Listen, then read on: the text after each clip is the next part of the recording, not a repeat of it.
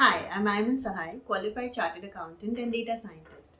In this video, we'll talk about the differences and similarities between the four major types of data roles that are the most popular today, which are data analyst, data scientist, business analyst, and data engineer.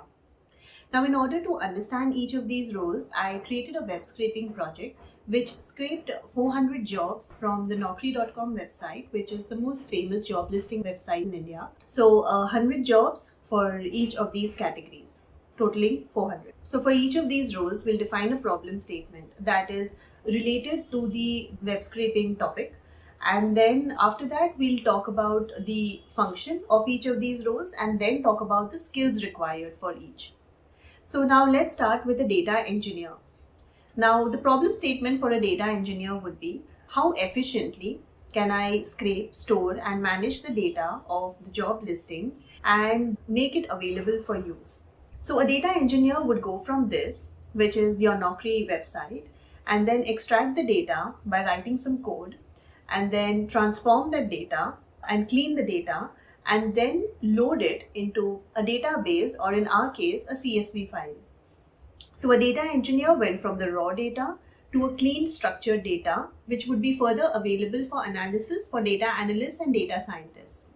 So these are the main skills or the ideal skills of a data engineer.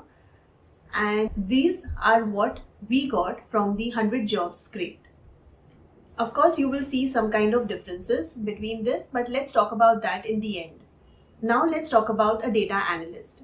A data analyst problem statement would be, what are the most common skills across different categories and how can I present my findings in a clear and actionable way? So a data analyst would use the output of the data engineer, that is this file, then further clean it either using Excel or Python or SQL, and you would get this data and then use this clean file for further analysis by creating visualizations like this.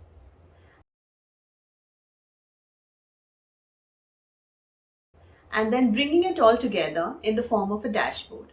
So a data analyst used the output of the data engineer as an input and then worked on that data further to present the findings in the form of interactive dashboards. These are the skills that would be required for a data analyst, and this is what we got from the 100 jobs scraped. Now let's talk about a data scientist. Now a data scientist problem statement would be, how can I predict what would the most in-demand skills be in the future based on the current job skills today? This is an example of supervised machine learning. And another could be, how can I define my data in groups or clusters that help me identify the underlying patterns in the data? This is an example of unsupervised machine learning. So a data scientist would use the output of the data engineer, just like a data analyst, and then clean the data further as per their requirements, like this. And then they would want to apply a machine learning algorithm for addressing their problem statement. So they further refine the data by converting the categorical variables into numerical ones, and then apply a machine learning algorithm, tweak hyperparameters, evaluate the results, and ultimately get some kind of structured output, here in the form of cluster. So here I applied an unsupervised machine learning algorithm called k-means clustering to identify which are the most appropriate number of clusters that help me define my data, and then visualize this output. You can do it either in Python, or I have used Tableau over here. So a data scientist went from the output of the data engineer, applied machine learning algorithms, and then got an output in the form of clusters in this case. So the skills for a data scientist would be this, and this is the output from the 100 data science job scraped. Now let's talk about a business analyst.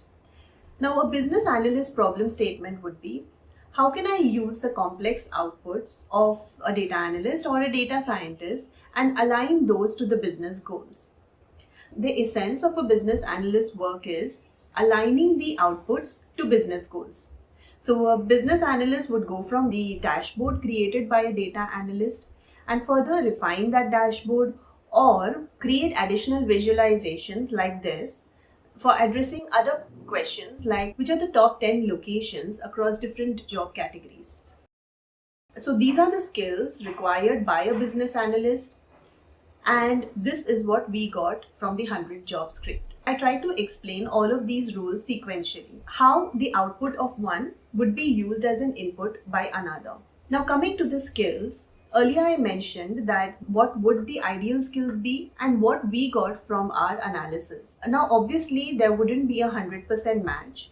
First, because we only extracted 100 jobs in each category, and second, because not all the companies require all these skills. The main goal of this video was to help you understand what each role does. It is important for you to identify what interests you the most and then accordingly develop the skills. The visualizations help you understand which are the top skills that are required in each category. So put your focus more on developing those skills. None of these categorizations are set in stone and there would be overlap across different companies. Thank you for watching this video. Do share your thoughts also in the comment section below. Happy learning. Bye.